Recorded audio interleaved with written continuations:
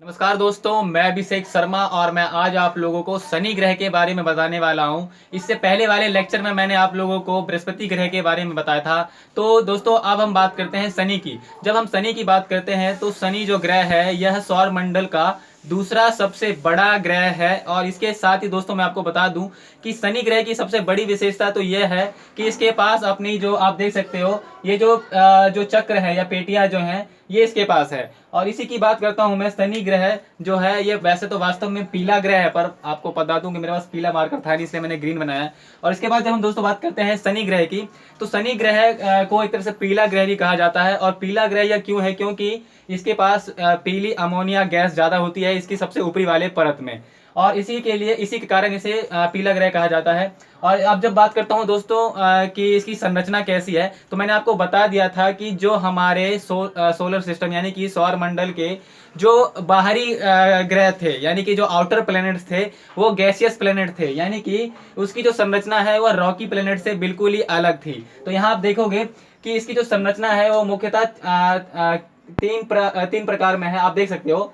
तो यहाँ पर सबसे पहले तो आपने केंद्र तो देखा ही होगा, क्योंकि केंद्र जो है ये इसी की सबसे ठोस अवस्था है, यानी कि जो ये शनि ग्रह है, शनि ग्रह का सबसे ठोस जो भाग है वो केंद्र है। और ये जो केंद्र है ये पार्थिव है, मतलब कि ये पत्थर यानी कि चट्टान और मतलब हार्ड मटेरियल से बना है। इसके साथ जब हम इसके दूसरे वाले परत की बात करते हैं तो ये है मतलब कि ये जो दूसरा परत है ये बर्फ से बना हुआ है। मतलब कि आप देखोगे कि ये जो हार्ड मटेरियल के जस्ट ऊपर ही वाला परत वो बर्फ से बना हुआ है। उसके बाद जब हम बात करते हैं इसके अगले वाले परत की बात करते हैं तो वो धात्विक हाइड्रोजन है। मैंने आपको बताया होगा कि आपने बृहस्पति वाले ग्रह में मतलब बृहस्पति ग्रह के लेक्चर में देखा होगा कि जो हाइड्रोजन की वहां बात की गई थी, हाइड्रोजन गैस की बात की गई थी, चाहे वो धात्विक हो चाहे वो आणविक हो। तो इसके बाद जब हम बात करते हैं दोस्तों कि आपने देखा होगा केंद्र के बाद बर्फ है, बर्फ के बाद धात्विक हाइड्रोजन है। और जब हम धात्विक हाइड्रोजन के बाद की बात करते हैं तो वो उसके बाद वाला जो है वो है आणविक हाइड्रोजन। यानी कि कुल मिला के दोस्तों जो हमारी गैसियस प्लैनेट हैं इसके क्या है, इसकी जो संरचना है यह मुख्यतः इसका जो केंद्र भाग है वही सिर्फ हार्ड रूप में है हमारे पास, और बाकी जो इसका भाग है वो सब गैस के रूप में है। अर्थात इसी के साथ जब मैं आपको बता दूं शनि ग्रह को गैस का गोला भी कहा जाता है, क्योंकि आपको पता ही होगा कि यहाँ पर हाइड्रोजन, हीलियम, मीथेन और अमोनिया ये चारों गैस की ज्यादा प्रधानता पाई जाती है। इस कारण इसे गैसों का गोला भी कहा जाता है। और दोस्तों एक और बात बताऊंगा मैं आप लोगों को कि इसकी जो ये पेटियां आप देख रहे हो या जो ये चक्र देख रहे हो ये क्या है कि इससे जुड़ी एक घटना होती है। मतलब कि कैसे कि हर 14.7 वर्ष बाद यानी कि लगभग पौने 15 वर्ष बाद एक घटना होती है जब इसके जो पेटियां हैं या ये जो चक्र हैं ये हमें गायब होता हुआ दिखाई देता है। कैसे?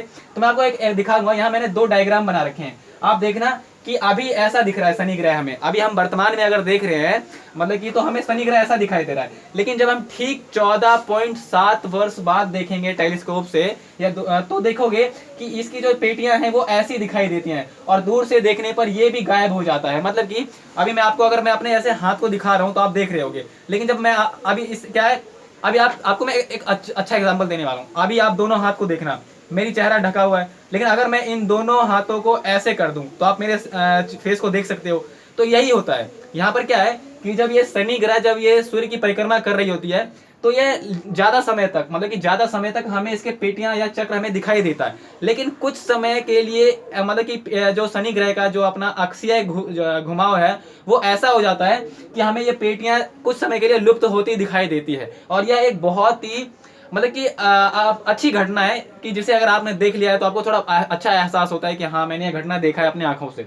उसके साथ दोस्तों अब मैं इसके बात करता हूँ कि इसके व्यास के बारे में। जैसे कि मैंने आपको बताया होगा कि शनि जो ग्रह है यह सौर मंडल का दूसरा सबसे बड़ा ग्रह है, और आप यहाँ देख सकते हो कि यह लगभग 1,20,536 किलोमीटर इसका व्यास है। उसके बाद जब हम इसके सूर्य से दूरी की बात करते हैं तो आप देखना कि यह जो है 1427 मिलियन किलोमीटर्स है। मैंने आपको पहले भी समझाया था जब मैंने सौरमंडल का परिचय दिया था कि यहाँ पर हर ग्रह है जो एक दूसरे से दूर है। मतलब कि मैंने जब बृहस्पति ग्रह की बात की थी तो 778 करोड़ किलोमीटर थी। अब यहाँ देखना शनि ग्रह कितना है, सात से दो गुना ज्यादा कर दो, 7 दूनी 14, यानी कि यहाँ 1427 मिलियन किलोमीटर्स है। इसके बाद जब हम बात करेंगे शनि के बाद जब हम बात करते हैं अरुण की बात करेंगे तो अरुण जो है वो 2800 कुछ मिलियन किलोमीटर्स होगा। तो आप देखना कि यहाँ डबल डबल होता जा रहा है। तो इसके बाद जब हम इसके बात करते हैं, आप घूर्णन गति की बात करते हैं, तो ये जो अपने अक्ष पर है मात्र 10 घंटे 40 मिनट में अपना एक चक्कर पूरा करती है अपने अक्ष पर। उसके बाद जब परिक्रमण की बात करते हैं तो ये आप सोच नहीं सकते हो, इसको 29.46 साल लगते हैं एक चक्कर पूरा करने में। और ऐसा इसलिए क्योंकि ये जो है सूर्य से बहुत ही ज्यादा दूर है, मतलब कि लगभग आप कह सकते हो कि 15 मिलियन किलोमीटर दूर है ये। इसी कारण इसे 29 वर्ष लगता है एक चक्कर पूरा करने में सूर्य का। और इसके साथ जब बात करते हैं हम दोस्तों कि इसके उपग्रहों की संख्या की बात करते हैं, तो इसको सौरमंडल में सबसे ज्यादा, मतलब कि सौरमंडल में और कोई ऐसा ग्रह नहीं है जिसके पास इससे ज्यादा उपग्रह हो। मतलब कि आपने बृहस्पति को देखा होगा, बृहस्पति के पास लगभग 79 उपग्रह थे यानी चांद थे, और इसके पास कितना है 82। और 82 में मैं आपको बता दूं कि ये जो तीन जो है टाइटन हो गया, एनसेलेडस हो गया और फोबे हो गया, ये तीनों ही बहुत ही प्रमुख है। क्यों? इन तीनों की अपनी अपनी विशेषताएं हैं। तो जब हम बात करते हैं टाइटन की, तो टाइटन ही ऐसा उपग्रह है शनि का जिसे सबसे पहले देखा गया था। और टाइटन जो है वो सौर मंडल का दूसरा सबसे बड़ा उपग्रह है, और शनि का तो सबसे पहला और सबसे बड़ा उपग्रह है। उसके बाद जब हम बात करते हैं एनसेलेडस की बात करते हैं, तो दोस्तों मैं आपको बता दूं कि एनसेलेडस जो उपग्रह है ये क्या है कि इसके पास सक्रिय ज्वालामुखी है। मतलब कि शनि के 82 उपग्रहों में से मात्र एनसेलेडस ही एक ऐसा उपग्रह है जिसके पास सक्रिय ज्वालामुखी है।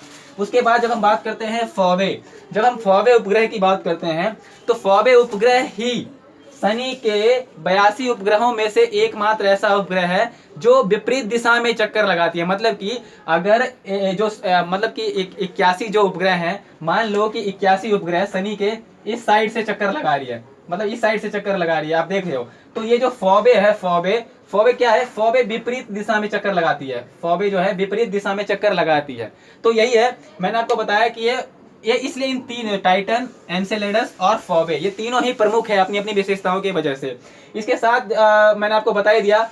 और दोस्तों जो मैंने आपको अभी रिंग क्रॉसिंग की जो घटना के बारे में बताया था, जो मतलब कि हर 14.7 वर्ष बाद होता है कि जब इसकी जो ये पेटियां हैं, ये जो चक्र है, ये कुछ समय के लिए गायब हो जाता है।